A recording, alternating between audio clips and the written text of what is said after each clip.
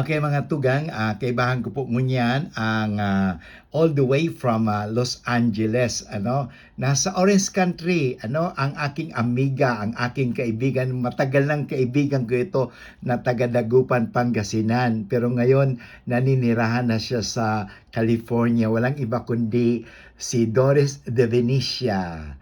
Good morning, ano na pala sa inyo dyan, good evening na, anong oras niya, mga mag alas 10 na. Yes, Father. Yes, oo. Kaya nga, anyway, ito po ay isang recorded kasi kung mamaya pang alauna kita anuhin at i-interviewin, ay baka matulog ka na. Kasi sa this coming Sunday, Doris,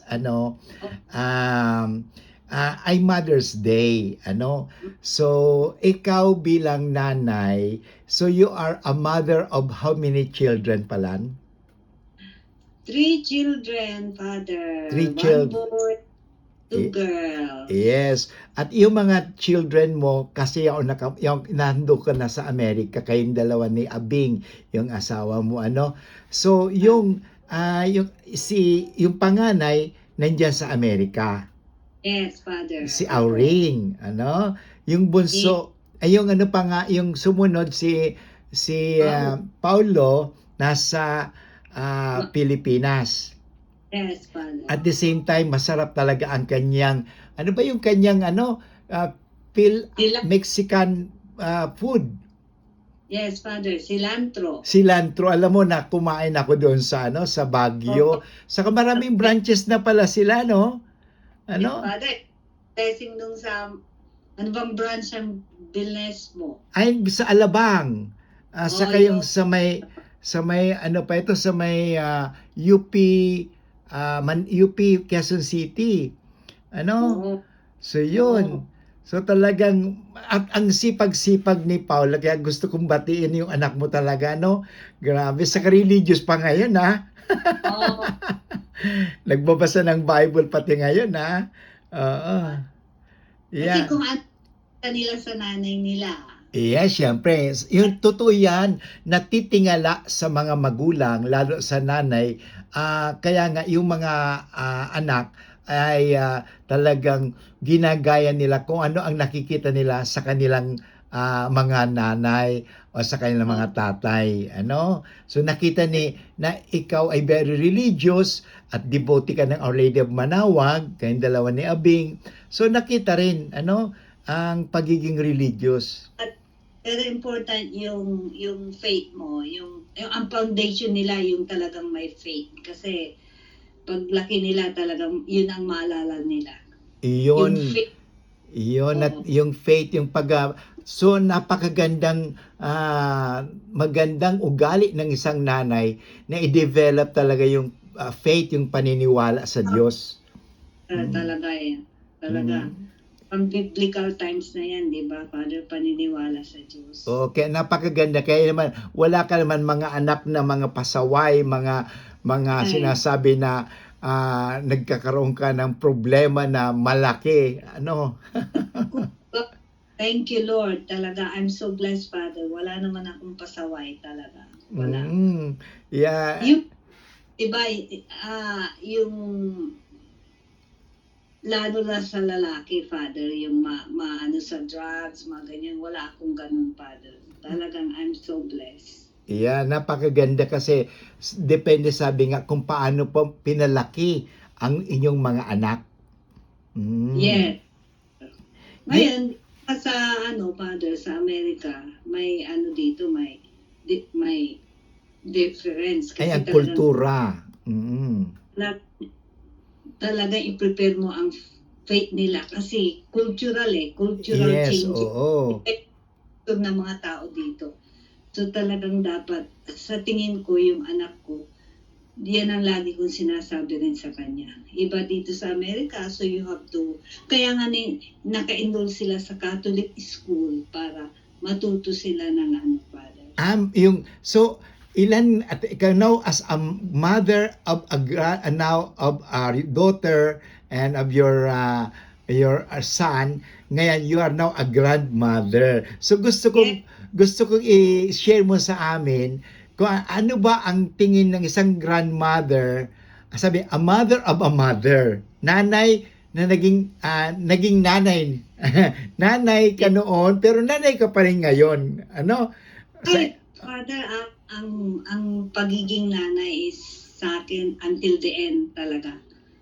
Magiging nanay ka until the end. Kasi habang buhay ka pa, nandiyan ka as nanay. Andiyan ka na nagbibigay ng support sa kanila. Ikaw ang strength nila pag may mga problema sila eh. Kung ano yung nakita nila sa iyo, natatag mo dahil sa pagdadasal mo, dahil sa faith mo, yun lang. Mababasa na nila yun. Mararamdaman na nila, itong problemang ito lilipas because kailangan magdasal. Yan ang Iyon, napakaganda talaga. Yung, dasal yung lang. example mo, dasal. Oo. Yan ang ini-emphasize ko sa kanila. Ay nako, walang hindi masusolve na problema sa dasal. Lalo na, di ba, nagkaroon ko pa problema health-wise kasi, hindi ba Oo, yung, health. kumusta na palang health mo ngayon? Father, Sa awa ng Diyos, talagang sabi mo, tinaningan ka na ng doktor, pero tingnan mo, malakas na malakas ka pa rin. Father, 24 years na ako.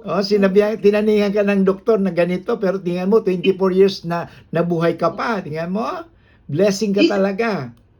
It's a miracle. Mm. Kaya, hindi ko talaga, wala na i-credit kundi si Lord, God. So, napakaganda.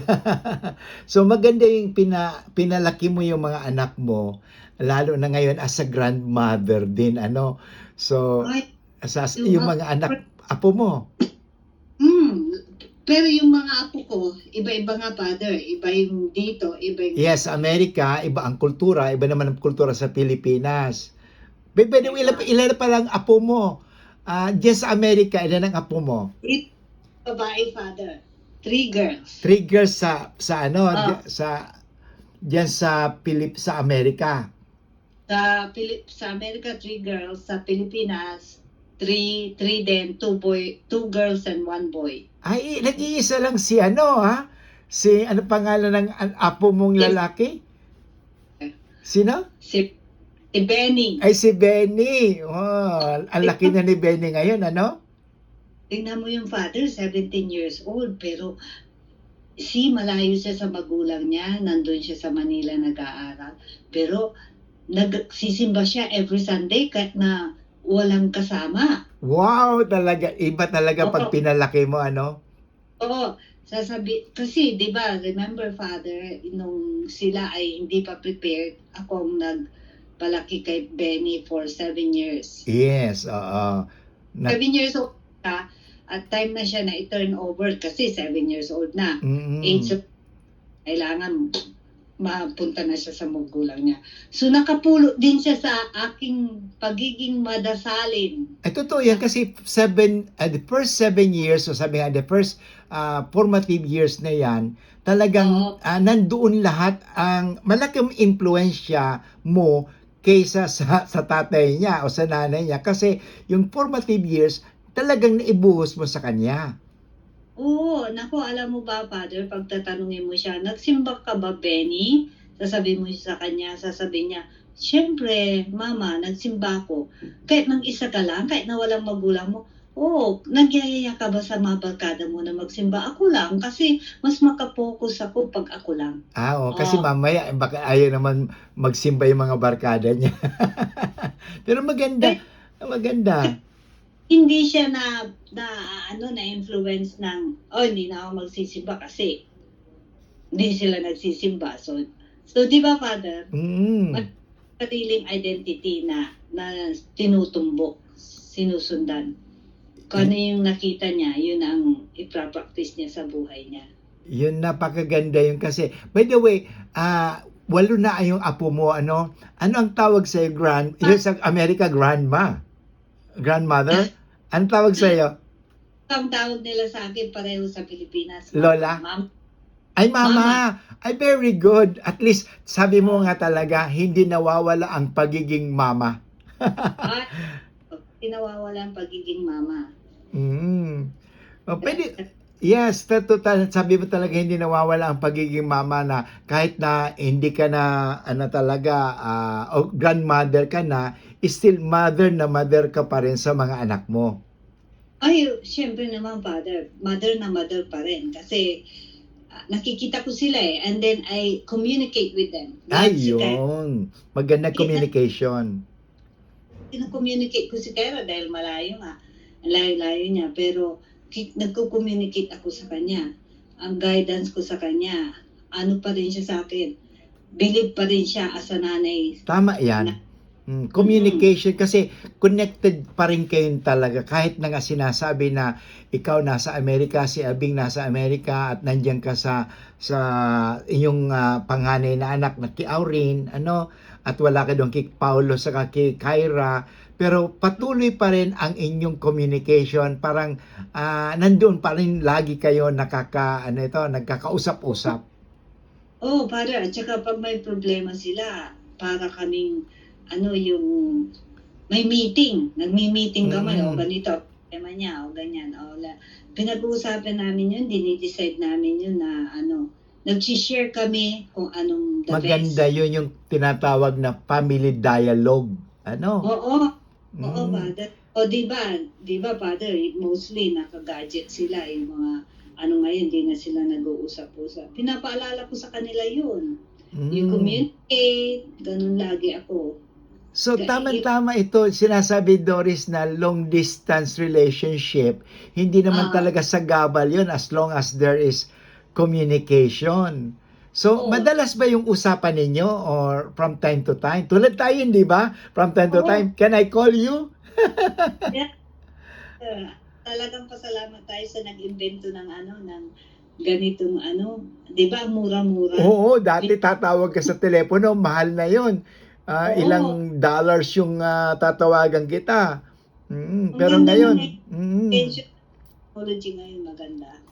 At least nagpapakinabangan ang technology ng mga pagdating sa communication, lalo na building relationship. Ano? So, may discipline ka lang. Wag lang sobra na nandiyan ka na lang lagi sa gadget the whole day. Yan, tayo gagawin libangan at the same time pakinabang. Sabi nga, libangan at pakinabangan. Oo. Father, educational nga eh. Di ba pag may mga support group ka, nandyan sila eh. Yes, oo. Totoo yun kasi kailangan talaga nagkakaugnayan kayo, hindi na kahit lalo ngayon hiwalay kayo, di ba? So, mahirap ba yung yung nasa Manila, nasa Amerika ka at yung dalawang mong anak at yung mga apo mo nasa Pilipinas? Mahirap ba yung paano ginagawa pala yung parang at the same time na hindi gaano magiging mahirap ang inyong connection or communication? Mayroon kami naka-set aside na time. Kumbaga Friday once a week. Pag bago ka matulog, umaga naman namin dito, yun na ang communication time namin bago sila matulog ng Friday. Tapos umaga namin dito ng Thursday, doon kami nag-uusap, Father. Maganda yon kasi talagang may date lagi. Makipag-date naman ako. Yon. At Father talagang set aside, ang hirap ng time zone, di ba? Yes, ang time zone. Oo. Kung ganito, tatawagan mo sila, nagtatrabaho sila ngayon, Father. Yes, alangan. Kaya dapat talaga merong kunyari Saturday, Sunday, or yung sinasabi natin na pwedeng tawag, kunyari mag-message, for example ako sa'yo, bago ako tumawag ngayon, sabi, can I call? Kasi baka nasa trabaho ka pa. Father, buti na lang na at home na ako, nagre-relax lang ako. Yeah, at least sa pakibud. Saka, matagal na tayo hindi nagkwentuhan na naman, ano? Paano magkukwentuhan tayo, Father? Mas mahaba. Oo. Pero ito yung nga sa Mother's Day, gusto kong ikwento mo sa amin. Halimbawa, kasi sabi mo, iba ang trato mo sa anak mo sa Amerika ngayon, kasi as a mother, kasi iba naman ang trato mo sa mga anak mo nandito sa Pilipinas kasi ugali dito yung Pilipinong ugali pa rin. Pero pag nasa Amerika ka, iba na kasi, pati yung pamangkin ko nga, ganun. Paano mo parang tinitimbang? Anong ginagawa mo diyan, Palan? Dito, dahil ano sila, dito nga cultural change na, Differences, oo. ano, iba-iba ang lahi, iba-iba ang race, iba-iba. So mostly, ang mga bata dito is very independent sila, father. Very independent. Hmm, Ang mga bata dito, hindi mo sila pwedeng, dun sa Pilipinas kasi, di ba, masyado kang dominante dito ay sa, oo, puwede mo minsan sisigawan mo kaagad dito, pero sa Amerika, naku, bawal na bawal, puwede kang i-report 'yan sa ano, 'di ba, sa pulis. talagang i-appreciate mo sila kung may ginawa silang mabuti. Tapos pag may ginawa silang masama na kunwari nagkaroon sila ng, hindi mo maalis yun eh, Yes, yes, oo. school, yung nagkaroon sila ng gano'n, trouble sa school, hindi mo sila pagagalitan, father. Explain mo lang sa kanila. Tanungin mo, bakit mo ginawa yun? Yun, explanation. O bakit Oo, yun? Ganyan. Kasi hmm, yung mga iba, may iba dito, overprotective sila eh. Yung, possessive talaga, oo. sige, yun, labanan mo. Sinampal ka, sampalin mo rin. Diba, ganon. Oo, oo. No, para sa akin, tatanungin ko, bakit mo ginawa yun? So, ano bang tama? Ganon. At least na-explain. Biglang yun, madali nilang ma-absorb kung anong pinupunto mo. Tama, Ano, oo. pag Saka yung pinag mm, mag-itatago na niya kung ano yun. napakaganda. So, gano'n ang trato mo sa mga as a grandmother, ano? O As a grandmother sa mga apo mo na talagang 'pag nagkakasala, medyo hindi yung sisigawan kundi tinatanong kung bakit mo ginawa yon. oo, Hmm. kung ginawa yun, At ma at natututo siya next time na hindi niya na gagawin, ano? ang gagawin, father. Mm. So, diyan sa ano kasi sa iba naman talaga, yung relasyon mo sa anak mo, siyempre ang laking matagal na rin diyan si Aurin. Siyempre na-imbibe niya na yung kanyang, pagiging Amerikana ano. Kung titingin mo rin yung anak mo parang Amerikana, eh. Pero Matangkad, nagmana sa nanay, oo, maganda. siya, Pilipiniana pa rin. Filipiniana, oo. Pero makikita mo pero, siyempre, from time to time na, nagkakaroon kayo din ng classes. Ano, natural yan because we are not perfect. We are imperfect, being, ano, imperfect mother, imperfect wife, imperfect daughter, lahat imperfect, ano. Pero kahit na ano bang mga challenges mo diyan sa ano, mga or experiences mo pala 'pag dumarating yung mga conflict na yan, anong ginagawa mo sa mother? Conflict, father, pag may dumarating na conflict, ah, I just keep quiet. Ay, Okay. tatahimik lang ako, alam na niya. Paano yung, ano yung sabi nila, yung silence is Silence. Speak is louder the, than tama, speak louder than words and voice. Tama, oo. pagka, Hmm, ka lang. Kasi pag binangga mo siya, lalo kayo mag-aaway. tama ka. Oo, Kasi I agree with you. Mm. iba sabi nila, in an argument, nobody is a winner. Kahit na mag-ina kayo, ayaw patalo. In an argument, nobody is a winner. So, Oo. ako, yung practice ko, lagi kong dinadasal, humility. So, kung mayroong mga ganun, tatahimik na lang ako. And then, later on, pag dumaan ang araw, kaya saka mo siya, i-remind, uy, alam mo yung ganyan, hindi dapat ganun. Iyon. Naalala ko yung ano, yung aking pamangkin na bumisita dito sa Pilipinas.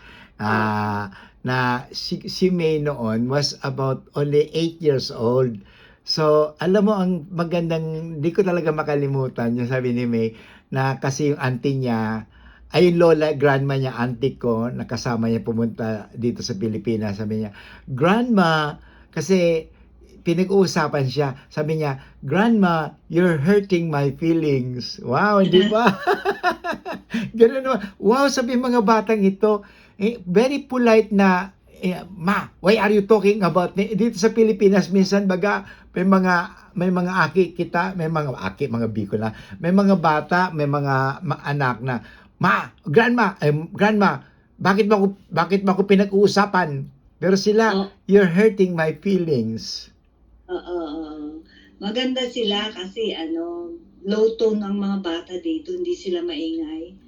Hindi tulad sa Pilipinas, ano? Hindi sila high pitch pa. Low tone sila, hindi sila high pitch. Ah, Pag high pitch sila, di ba? oo, dito sa Pilipinas kasi akala mo nag-aaway na. Init kasi, Father. Mainit dito sa Pilipinas.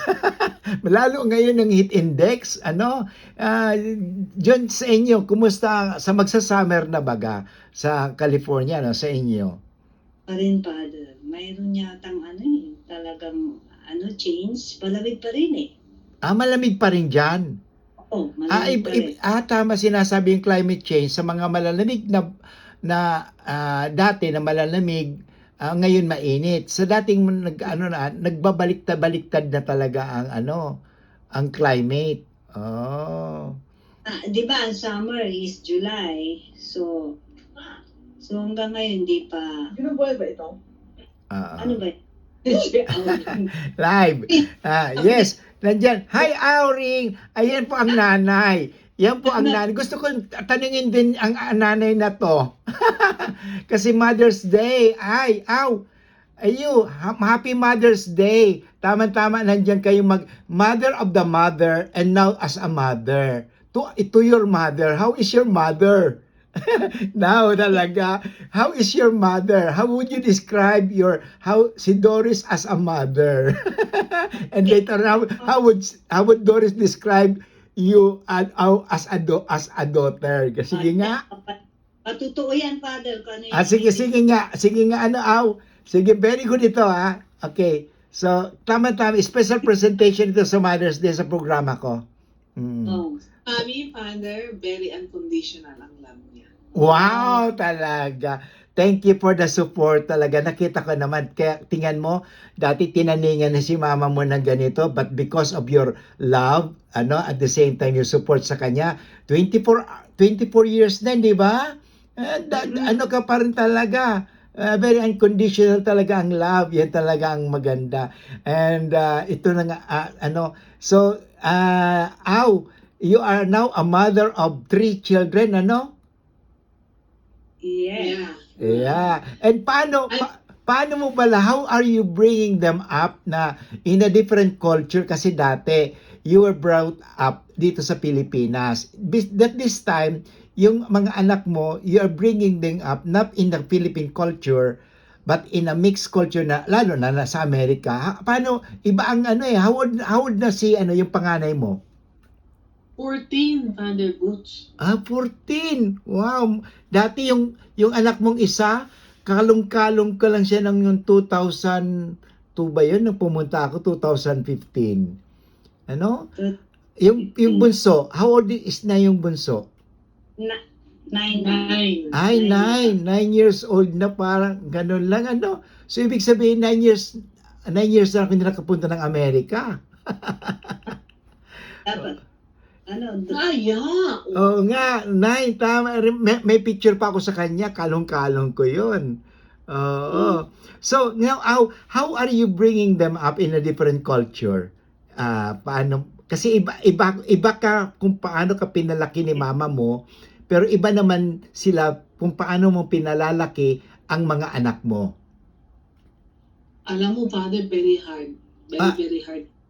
Yeah. Kasi, kailangan balansin ko maging nanay at saka yung fast pace ng buhay dito, very hard. Nagko-contradict siya sa, I cannot really sit down with the kids. Yes. May trabaho ka pati. Busy ka rin. Yun. Busy ako, busy sila, marami silang homework.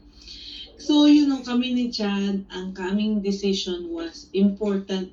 alam namin na important yung values talaga to be successful in life. Kaya ang we cannot send them somewhere na when they get out of the house, Aha.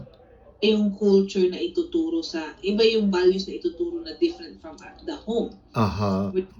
Yes, to do that. Mm. Kaya nag-decide kami na ilagay sila sa private school. Ayun, maganda 'yon. Oo. Oo. At the same time, natutulungan din kayo pagdating doon sa outside sa environment na nasa labas. Yung the school. Ano yung tama at Mm. mali, pero that doesn't mean they're not gonna do the wrong things. Oh, right? kasi gano'n naman talaga 'yon eh.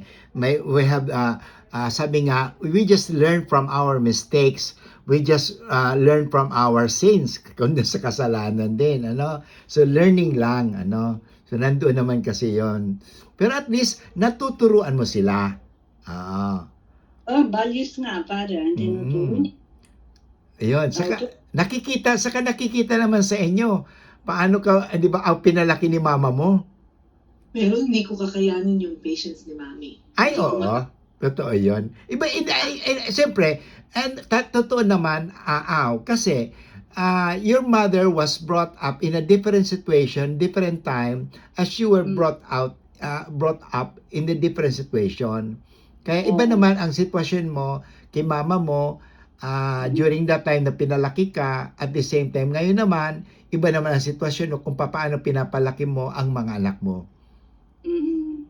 So, Marami sila yung social media, they can access everything in split second. Grabe yun, paano? ay, isa yan. Malaki talagang influence ng social media. Yung bang mga anak mo nakasalamin na ngayon? Kasi usually mga bata, because of the social media, bata pa lang na sa blue light, nagsasalaming na sila ngayon. Hindi naman, Father. Hindi naman, kasi kinukontrol nga niya yung gadget. Very good. Kasi minsan, ang ginagawa dito sa Pilipinas, ang mga anak kadalasan binibigay na mga magulang o ng nanay, sige diyan ka lang para wag kang manggulo. Sige, yung bata naman laro ng laro. Pero at the expense, later on, nagkakaroon ng problema sa mata, saka later on sa utak na Oo. Nagiging Oo. impatient. Oo, kaya nga, Father, mayroon siyang limit sa gadget. Sa gadget. Oo. Ngayon, Doris, harap-harapan ito face-to-face with your daughter, kay Au, How would you describe Au now as a mother? Ayan, kasi as a mother, mother na rin siya ngayon, di ba? Denied niya ako, Father, very hardworking. Aha. Kasi, alam mo, siyempre, tama yung sabi mo, iba yung pagpapalaki ko sa kanya at iba rin ang pagkalaki ko. Nung pinalaki ko siya, kumpleto siya ng yaya. Sitter. Sa Pilipinas kasi. Oo, sa Pilipinas. Dito siya talaga, hands-on siya sa mga anak niya. Kasama. So, ako, iba, di ba? Yes, iba. Ano yung question mo? Yun nga, iba paano kasi mother na si Au ngayon. Kung paano nakikita mo kay Au bilang mother. Kasama sinabi mo nga, talagang hardworking siya. Kakaiba kasi noong bata pa siya, nasanay siya na mayroong katulong kayo. Ngayon, sa Amerika, walang katulong. Ikaw, utos mo, gawa mo. Kaya nga believe nga ako sa kanya, Father. She's really hardworking and hopefully, through prayers, lagi kong sinasabi sa kanya, magdasal kang mabuti, pagdasal mo mga anak mo. Kasi, totoo yan. Yung gusto mong mangyari sa kanila, hindi mangyayari kung hindi mo sila pinagdadasal. Kaya, pagdasal mo sila. Kasi siya, honestly, Father, kung may 7 days a week siya, 8 days a week siya. Bilang nurse, mahirap ang trabaho ng nurse, sa Amerika. Mahirap kasi talaga yung trabaho, hindi lang yung trabaho, kundi yung stress. Nurse, di ba? Mahirap ang stress. Pero mabuti hindi mo nadadala sa bahay yung stress mo. Ah. Ah, Very patient din siya, pati sa asawa niya. Di ba, iba yung asawa niya. Hindi naman Pilipino yung asawa yes, niya. oo. Yun yung kaya nga bilib ako sa kanya eh. Kasi ako, Pilipino ang asawa ko, kaya mayroon kaming parehong culture. Yung asawa niya, hindi, puti. So, mahirap din, di ba? Mayroon yun, hindi mo marirealize yun until deep into the marriage ka na. Ay, Oo. tama. Yan talaga ang wisdom mo. How talaga, believe na believe, how talagang mature na mature, saka wise na wise ka na, aw. I remember you. Naalala ko nung nasa elementary ka pa lang noon, ano? Sa Dagupan. Hindi mo ma-experience yun na nagde-date kayo, ganon. Wala. Hindi mo ma-experience all good things. Pag deep the marriage na kayo, dun mo malalaman na, hindi kami magkasundo sa ganon. So, anong ginagawa mo parang, in a way, parang maalis yung conflict at magawa na at least magkasundo? Ano ang magandang gawin parang sa mga nakikinig sa atin, parang ma-inspire sila? I don't know, Father, kasi I don't know kung minsan sobra na nga eh. Kasi hindi na ako iimik. I will not, Silence din. Pero Father. alam mo, tama yung ginagawa ninyo kasi kung maghalimbawa, pareho kayo nagsasalita, hindi kayo talaga magkakaintindihan, di ba? Understand mo na lang kasi alam mo na you have to parang yung pag dumating yung situation na yun, alamin mo kung kailan mo i-decide na i-realize mo na ang cause nun is the cultural difference, kung difference kami na brought up. Yun, tama. Totoo nga. Pero maganda yung sa inyong dalawang strategy or technique, ano? At least yung silence that you be able to reflect more at the same time. Parang kasi mapag-isipan, ano? Kasi minsan nagsalita ka na lalo pag galit ka, hindi naman minsan naiisip mong mabuti, hindi basta nasasabi mo lang. So, kulang yung reflection and realization. Pero sabi nga ninyo, yung ginagawa ninyo is keep silent muna and then saka na lang pag medyo okay na, saka na magsalita. Alam mo, kanina siguro, your word hurt me, ano? Parang sinabi, alam mo, nasaktan ako ng sinabi mo yan. Ano? Oh. Mabait naman yung asawa niya, Father. Yeah, oo. Ayun, di ba? Nung Ganda Oo, matagal ko na rin kasi there was a time, di ba, ng wedding, sa Manawag. Alam mo, up yung picture na yun nung not yesterday. Oo. Yesterday. No? Alin? Monday, nag-pop out siya yung picture namin sa Manawag, ma. Yung kasal, kaya nga Oo, siguro ngayon natawagan ko kayo, providentially, kayong mag-ina. Providence talaga, ano? Providence. Kasi blessed na blessed nga kayo. Ng picture ni Alena, Mm-mm. nag-pop up din yun kasama ng video ni Alena. Kasi nga yung yun, talagang blessed na blessed kayo. Oo. Yan ang napakaganda na you're a blessed mother and a mother of a mother. Oo. So thank you very much, Awa. May ginagawa ka pa yata. Then take your rest and good night na dyan, ha. Kausapin ko ulit si mama mo. Sige. God bless. Happy Mother's Day this coming Sunday. Okay, Aw. Okay. Si Karen. Okay. Father, nahuli mo siya. Si Aurin. Okay. So, yes, thank you very much. Alam mo, maganda yung ginawa natin ngayon kasi marami tayong ma-inspire na mga parents, lalo na mga mother na ang mother nila ay nasa long distance relationship. Tulad yung mga anak mo nandito sa Pilipinas. So, yung sinabi mo kanina, maganda yun na you keep schedule o nagkakaroon kayo ng date na parang sa ganun, mag-usap-usap kayo. Oo, Father. Maganda, pag-uusap kami ni Kyra, tawanan. Yes, oo. So yung kwentuhan, kasi alam mo yan ang mahalaga sa usapan, yung talagang sabi nga, just simply keeping in touch, but not only catching up, but importante na talagang yung presence kasi, lalo ngayon, di ba? Parang nandito ka lang eh. Ha? Kitang-kita kita na sa camera. And habang binibideo kita, kitang-kita ka talaga. Oo. Talaga. Oh, ipapakita ko ito sa iyo. Papakita ko ito sa iyo. Maganda. Maganda. Siyempre maganda ka pa rin. Oh, wala naman. Kaya nga actually yung kagandahan mo because you are blessed. Because you are blessed, lalo ka you become beautiful. Yan. But beauty fades, Father. What's important is yung inside. Ayan, oh. Kasama yon. Kasi na ano rin na sabi nga lumalabas din sa ano yan, sa aura. Sa aura mo. Father, kasi at least I'll be able to share and glorify God. Diba? Oo, yeah, sa mother lalo na. Oo. And lalo na kasi yung being a mother, makikita mo rin kasi si Mama Mary as a mother. Oh.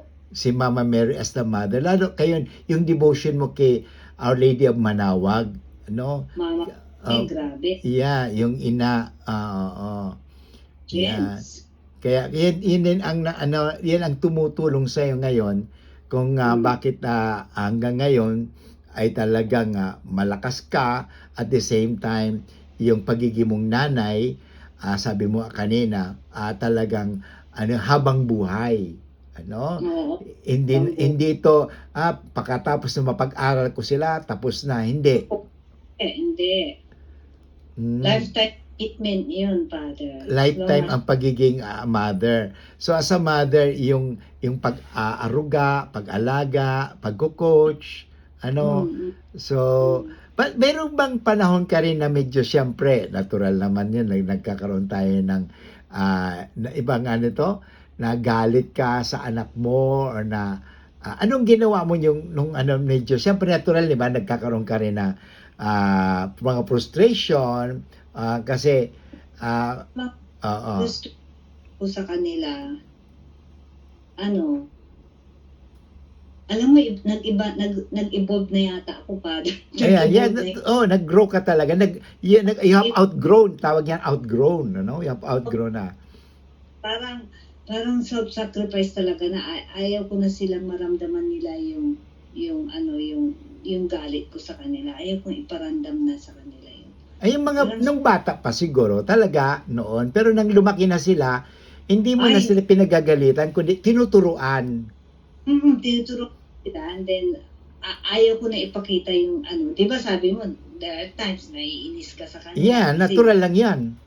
Siyempre, hindi rin sila perfect. Na ayaw mo na nakikita mo yun. So how will I correct them? Ganun. Yes. Ginagawa ko, yung parang yung nag-example ako. Alam mo si grabe. Maganda yan. Maganda reference. Oo, parang rinig, Father, paparingin siya. Pero hindi siya yon, hindi siya directly. Oo, hindi siya directly. Pero maano niya yon, yung ay baka ako yun. Gawin na lang ganun, maganda. Na-admire pala ni Mami, ina-admire pala ni Mami. Kasi alam din nila kung ano yung gusto mo. Gusto din nilang gawin. Gusto nilang i-please ka. Yun. Oo. Nanay. Oo. They want issue, di ba, Father? Kasi natural sa isang nanay na gusto niya lagi na yung kanyang anak ay talagang maganda ang kalalabasan ng lahat, hindi ba? Kasi ayaw mo na talaga naman silang mapahamak, ayaw mo silang masira sa buhay, Oo. At saka alam mo, Father, kumbaga si Kyra, naiwan ko yun sa Pilipinas, and then nagkaroon siya ng unwanted pregnancy. Kasi Yes. Alam mo, hindi ko siya kinundi na sa pagkabuntis niya. Yes, you supported her, you helped her. Then after na ipinanganak niya yon, so wala pa siyang yung achievements dahil niya, so So, nag-aalaga na siya ng anak niya. Pinili niya magtrabaho. And then, sinasabi ko sa kanya, nung pinili niya magtrabaho, I'm so proud of you. Tama Kaya, yon, very good. Yan ang talagang tunay na nanay na hindi condemnate, mapakundina o mapanghusga, kundi mapag-alaga. Ayan. Believe ako sa iyo. Believe na Very- believe ako. Hindi ka proud. I'm very proud. I'm proud of you too, as a mother. Oh, Oo. very proud. Gaganunin mo siya. Mamomotivate siya father na mag-ano. Tapos, nung sinabi ko, I'm very proud of you, kaya Mom, I wanna learn accounting. Mag-aaral na naman na accounting. Oo, sige lang. Daw. Tapos ka na, kaya nag-graduate ka na sa Lasal. I'm very proud of you again. Totoo yun. Napakaganda kasi hindi naman, kasi yung tinatawag natin na yung mga pagkakamali or mistakes natin are simply, sabi nga, lessons yun. Ang tingin dapat doon sa mga pagkakamali ay lessons, hindi mistakes. Lessons lang lagi. Anong natutunan mo doon? May lessons lang. Yun. Yan. Alam, talagang mahirap yun nangyari kay Kyra kasi iniwan ko siya nung inuwi niya yung baby niya, mag-isa siyang nag-alaga doon. May yaya na. Oo. Alam mo na, yung iba rin yung attention ng as a mom, young mother. Yes, a young mother, mahirap yun. Oo. Ngayon, 6 years pass. Dumaan na ang 6 years pass and very smart yung anak niya. Alam mo na, biro mo na, tututukan niya, tuturuan niya habang nagtatrabaho siya. Nag-work at home siya kasi ayaw niyang iwanan. See, Father? Magaling. Ayan. Yan, napakagaling. Alam mo, talagang pinagpapala talaga kayo. Ang pamilya ninyo. Malapit kayo sa Diyos eh. Linis mo kami, kaya ganon. I would not forget that night na bago ka mga nakikaira, sabi ko nga sa iyo, pinipire-over kita, sabi ko, Doris, ngayong gabing ito, hindi matatapos ang manganganak ka na. At pumasok and lumabas nga si Kyra. 9 days late na kasi, Father. Oo 9 days nga. late. Oo. Kaya bless na bless. Oo. Tuloy na, lumabas na siya tuloy. Yes, oo. So, Alam mo ba, prayers lahat, di ba? yes, prayers. Napakaganda talaga yung mo. Yung as a mother, hindi nyo talaga inalis si Mama Mary. Ay, Si Mama Mary palagi ang nandyan sa inyo as a mother. alam mo, 3 rosaries a day, Father. 3 rosaries a day, wow. 3 rosaries a day ako. Oo. Kaya talagang pinagpapala kayo. Oo. Minsan, di ba, ang haba yun, yung 3 decades. Yeah, 3 decades, 3 rosaries yun. No? Joyful. Oo. Ano yun? Yung Father. Yeah. Yung joyful, sorrowful. Ngayon, meron pa. May 4 pa. Luminous pa. Oo. Oo. Yan. Siyempre, she's the best mother talaga. Yan. Napakaganda. Anyway, thank you very much Doris, sa binahagi mong inspirasyon. Ngayon, bago tayo magwakas, gusto ko lang hingan ka ng sabi words of advice o sa mga mother na lalong-lalo na sa may mga anak na ang nagkaroon ng kunyari itong kaya nangyari, ano ang magandang gawin as a mother na ang anak nila ay nagkaroon na nabuntisan, whatever, ano ang magandang gawin, parang inspirasyon sa mga magulang. Kasi dapat tulungan talaga yung mga nagkakamali. So, borrowing from the commandment of God, yung love. Yes. Hindi mo dapat talaga i-condemn yung anak mo, rather support and give her more love. Yun ang kailangan niya. Kasi lahat ng pagkakamali ng anak, hindi niya sinasadya yan. Yes. Accident lahat. Accident. So, you are there to support. Mm. From me, I supported them and until the end of my life. Yeah. Unconditional love. Nabanggit nga nung anak ko. Yan, Kasi ni Karen, nararamdaman ni nila Aren. yung Ni Aren. unconditional. Unconditional love. Oo. So, yan ang gagawin nyo sa mga anak nyo mamaya in case na nagkaroon sila ng failure. You don't stop loving them. Yeah. Don't supporting them. Yeah. Yan lang sabi ko sa kanila. And of course, always pray for your children. Kasi never na titigilan mo ang prayers. Yan lang ang the best na gagawin mo para sa anak mo. Hindi magkakamali ang nila, landas nila basta pinagdadasal mo sila. Ayan, thank you very much. Thank you very much and good evening nandiyan sa California, no? At good afternoon dito sa Pilipinas. At ngayon, napapakinggan ito ngayon sa DCGB, ngayon sa Mother's Day Presentation Special sa Maray na Hapon. God bless you and see you again. Tatawag ulit ako, ha? Thank you very much, Doris de Benicia, all the way from Orange, California. Saan? Orange ba tama? Orange?